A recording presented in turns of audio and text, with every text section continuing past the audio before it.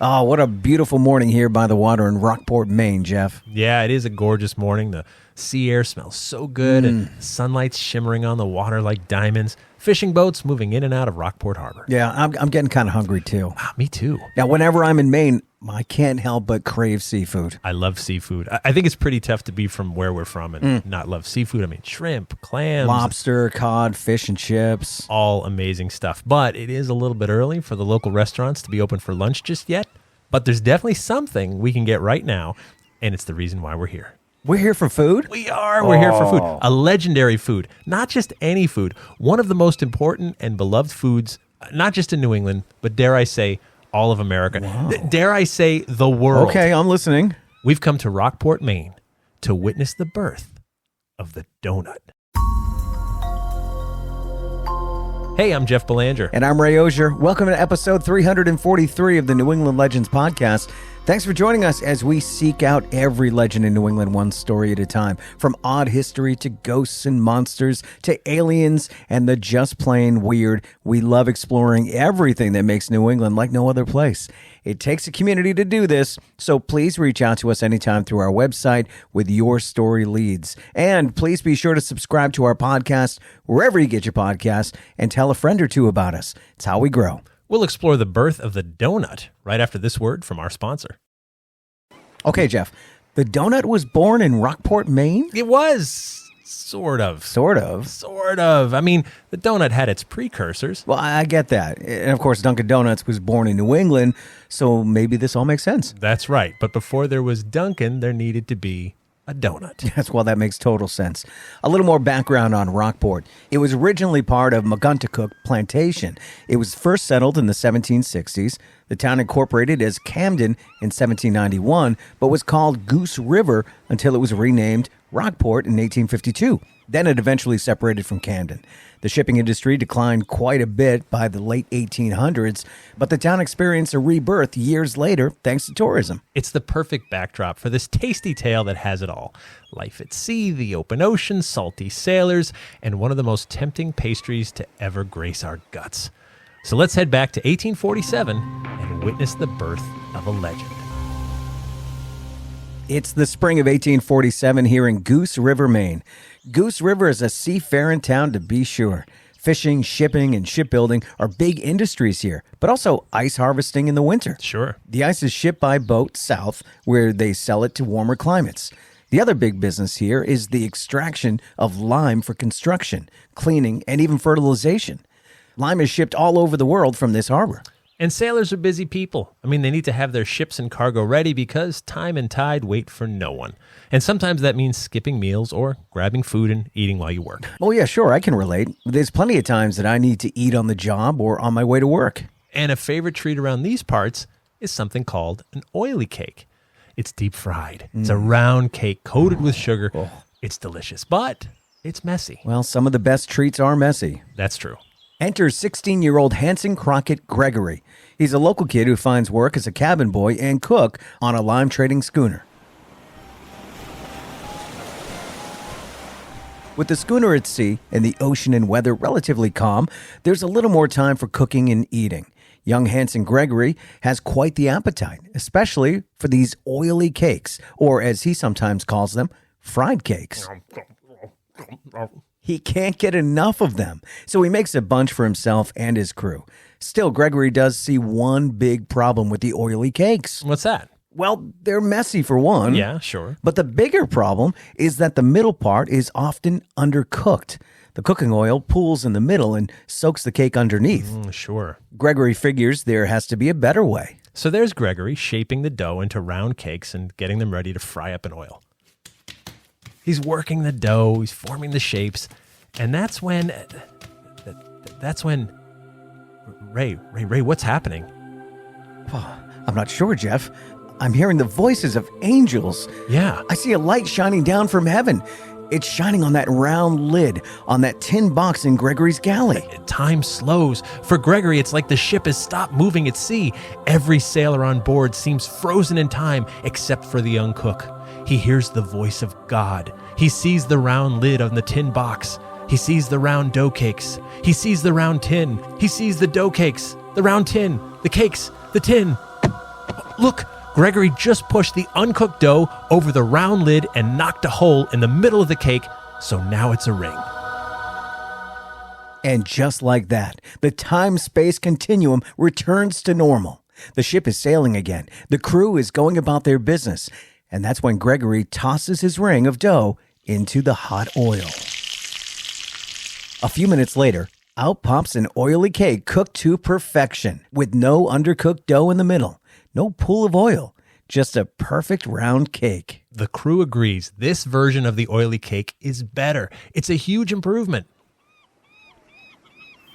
When the ship returns to the port at Goose River, Hanson Gregory races home to show his mom, Mary, his new invention.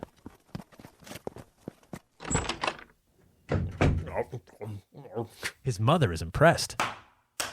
Gregory finds some tin to form the perfect shape for making these holes in the oily cakes, and pretty soon,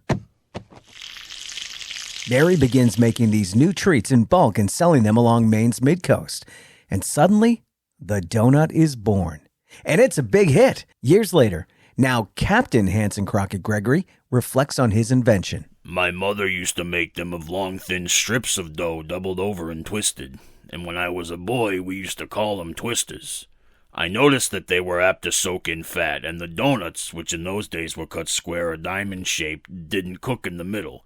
You couldn't get them done inside without scorching the outside, so I tried cutting them out with a biscuit cutter and making a hole in the center. The idea spread like wildfire. The captain's wife used to fry donuts sometimes on our trips, but after she ate mine, she wouldn't make them anymore. When I got home, I told my mother about it, and she made some with the hole and sent them around to the neighbors. People all around began to make them that way. One of my friends told me I ought to get out a cutter with a ring inside for the hole and have it patented. I didn't know anything about patents, and I never thought of such a thing. And that brings us back to today. You know, there's a second version to the birth story of the legend of the donut. Oh, yeah? What's that? It still gives credit to Captain Hanson Gregory Crockett. Anyway, the story goes he was tired of the oily, undercooked middle of the oily cake, so he jammed it on the end of a spoke in the ship's wheel to knock it out, and that's how the donut was born. I got it. And we must admit to taking some liberties, Ray. We can't be sure that time stopped, angels sang, and God spoke. No, but that's probably what happened. That has to be how it happened. I can't think of another way. So the donut has since gone on to worldwide acclaim. Captain Hanson Crockett Gregory died June 13th, 1921, at 89 years of age. He was born in Camden, Maine, but died and is buried in Quincy, Massachusetts. The epitaph on his tombstone reads, Captain Hanson Gregory, recognized by the National Bakers Association as the inventor of the donut. In 1947, a monument was placed on Old Country Road in Glen Cove, Maine, that reads, in commemoration. This is the birthplace of Captain Hanson Gregory, who invented the hole in the donut in the year 1847, erected by his friends October 31st, Halloween, 1947. Okay, but wait a minute. Captain Gregory died in Quincy, Massachusetts? He did. Okay, this has to be one of the biggest synchronicities ever. Okay. In 1948, a man named Bill Rosenberg started a restaurant called Open Kettle in Quincy, Massachusetts. Okay. Sold coffee and donuts. In 1950, he decided to change the name to Dunkin' Donuts. Whoa. And a New England institution was born that also went worldwide. And now you can't turn your head more than 30 degrees without seeing a Dunkin'. Today, each summer, Rockport, Maine holds a donut festival featuring food, dancing, cornhole tournaments, though they call them donut hole tournaments here. Got it, okay. They've got a parade and more donuts than you could ever eat. In Rockport, Maine, they're still proud of the little pastry born here that would go on to become an American icon and staple. A pastry so perfect, it still tempts us at every turn. A pastry called the donut.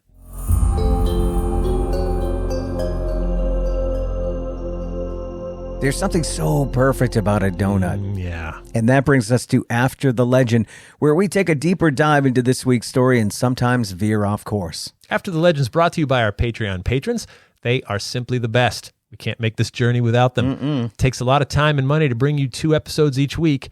Our patrons help with all the costs it takes to do what we do. Imagine if we only had more patrons. It's just $3 per month. That's like buying me and Ray, I don't know, couple of donuts. And for that, you get early ad-free access to all of our new episodes, plus bonus episodes and content that no one else gets to hear. Please head over to patreon.com/New England Legends to sign up and to see some pictures related to this week's story. Click on the link in our episode description or go to our website and click on episode 343. Pictures of donuts? Pictures of donuts, pictures of the sign in Maine. All More kinds pictures of of donuts? Maybe we should post some recipes. Yeah. Do you have a favorite donut? Yeah, it's an old fashioned. Dude, I'm right 100% with you. Like a crisp old fashioned. Yep. No, forget all the fancy stuff. That's dessert, right? They're made differently, aren't they? They are. I'm just realizing it. Yeah. They're crunchier. There's like They've got a crunchy outside. perfectly cooked outside, nice and soft inside, glaze all around. That and just chocolate, same way. Right, those are my two favorites. You like chocolate donut or chocolate frosted? Chocolate donut. Okay. And when I think of donuts, those are the two donuts that come to mind. Old fashioned first. Yeah. Right there with you. That to me is the donut. And when they're done right, and you take a bite, and they melt. Right, they melt first. They just dissolve, almost like cotton candy meets a pastry, right? And you're so happy. Like this, you didn't know happiness in your life until that bite, and you just go, oh. Captain Gregory, a real genius. A real good one could like mess with the upper portion of your mouth, right. Like cut it up because it's so crispy on the outside. Yeah, well, you almost have to be careful with that first bite. Might be stale, right? And then you get I like that though. Okay, not too stale, but maybe it's half a day old or something. All right, take a bite, but then the inside, like you said, is just melts in your mouth. Oh. You dip it in your coffee or your tea or your hot cocoa, and pieces fall off, but you don't care. You'll enjoy those soaked sips later, right? It's okay. This isn't a problem. It's not a problem at all. Do you dunk your donuts at all? If I'm a tea drinker, well, that would be weird. No, I have tea with like honey and milk in it. You wouldn't know. Yeah. Or hot chocolate. Sure. Yeah. You have tea with your milk? Is it heavy on the tea, or how do you? No, how do you deal with your cream and your milk? When I'm done with putting milk in the tea, it looks like coffee. It's pretty tan. Because I think coffee was made to dunk donuts in. Yeah. I don't know about tea or milk. I guess you could do, but you do you. Thank you. That's fine. Appreciate it. There's a place in Milford, Mass called Basic Batch. Oh, dude. They're so good. I had to unfollow them on Instagram. Oh my God, I did too recently. And it's because they're too good at what they do. Because I can't go there every day and have a donut. No, I'd die. Yeah. So I try not to look at it. Right. But I know they're there, obviously. Of course. They're fantastic. I drive by it a lot. Yep. When they first opened a couple of years ago, there was a line down to the street. Now you know where it's settled, Checks right? out. I do. All the way down. Yeah. For at least the first couple months. And they had I think it was a maple bacon. Oh yeah, maple, toppings with bacon sprinkles, and that was amazing. And they do the specialty thing, which isn't your standard Dunkin' Donuts honeydew donuts. Although I love honeydew donuts. We talked about Dunkin' a lot. Yeah, honeydew donuts, as far as quick grab and go, they make a great old fashioned. That's one of my favorites. Yeah. But the old fashioned at Basic Batch, to me, I'm like, that's a donut. You're baking. They're really. I shouldn't say that. They're making them at Dunkin' and Honeydew as well. I have a friend that owns a Honeydew. I don't want to disparage anybody from going to because they're not chains. They're owned locally. Everyone has their favorites. Yes. Remember Krispy Kreme? Yes, we don't have. No, we tried it here. A couple, but they didn't make it up here. And by the way, they're getting shut down everywhere. It was a fad for years. Yeah. But I remember being in the South and having a Krispy. There was a sign that would put on hot donuts now. Oh, sure. They're right off. And that's when you would get them. They were pretty special. And their main donut was just the old fashioned. Yeah. Just the because that's the purest form of the art. Yeah. And I love that this story is great because you can imagine. I mean, it makes all the sense in the world. I'm not a baker. I don't pretend to but I can understand if that was a solid round piece of dough, the middle would be undercooked. Right. Like, how did it take so long for someone to say, knock the middle out, and then you won't have that problem? And I had no idea that's why we didn't have a middle in donuts. Because no clue. They were undercooked or overburnt. And now you have the perfect piece of pastry. And I love, we found this newspaper article that quoted him. Of course, you heard it. You heard Marv Anderson, read that to you about how he said, that you if you wanted it fully cooked, the outside would be too burnt. Right. And so you had to balance, and once you knocked the hole in the middle, you didn't have that problem anymore. I come from not a long line, but a line of bakers. Yeah. I don't know how to make a donut. I wish I got into the family business. I really do. Yeah. The bakery's now gone. Yeah. And unfortunately, but I could have been a baker right now. You could have been. I get up early enough as it is. Right. So I'm used to the lifestyle. Time to make the donuts. Although a friend of mine, his good friend owns Basic Batch. From what I understand. Oh, no kidding. I believe she goes into work at like 1 a.m. I'm sure she does. That's all fresh. And when she's out, she's out. And then her staff sells them throughout the morning, and she's gone back to bed or whatever. I interviewed her once. I didn't know that you knew them. Well, Tony Dunn, who does the TV show, the New England Legends TV show with me, he used to work with her for years. Yeah, because I got introduced because he was coming over one day, and he's like, I got to stop and see my friend. And I said, oh, well, what's your friend do? And she said, she owns a Milford, donut shop. Everybody wants to be her friend. Clearly, yeah. And I tried it, and I went, whoa, that was a religious experience for sure. No, they're amazing. And of course, as we get older, you can't eat donuts all the time. You'll die. No. But they're so good. It's an occasion. Yeah. And, sometimes on the weekend we'll bring 6 home. Yeah. More for the kids than us, but can usually just eat half. There's a place called Crumble. Do you know Crumble? If you like cookies, it's like the Basic Batch of cookies. Okay. Just outrageous. Yeah. Sized and just the way they bake them. I don't know. They're so soft but crunchy at the same time. And so, when you take something like that and you give it steroids like Basic Batch does, it's amazing. Yeah. And it becomes an event, an occasion. Yeah. It's like, let's go get some Basic Batch. Okay, I'm going to put my good shirt on. Let's go. That's right. We're dressing up for this. This is a fine occasion. I'm going to shower. And it started in Maine. It started that's crazy. with just a ship cook in Maine who said, I'll just knock a hole out of this thing. And what's cool is that I love the tone of the interview, and you heard it. Like it's he was, by the way, he was quite old when he gave that interview. This was many decades after the donut had not only been invented but gone viral. Like everybody was making donuts, and I love that he was like, I never thought to patent anything or whatever. Like, and I'm sure his position was like, someone was going to think of that minutes after me. Right. Like, it didn't take a genius to make a few of these things and go, oh, it could be improved if the middle wasn't soft. So I love that. Now, what I don't know, and I feel actually now ill-equipped that we should have looked this up before we even stepped to the plate here this morning.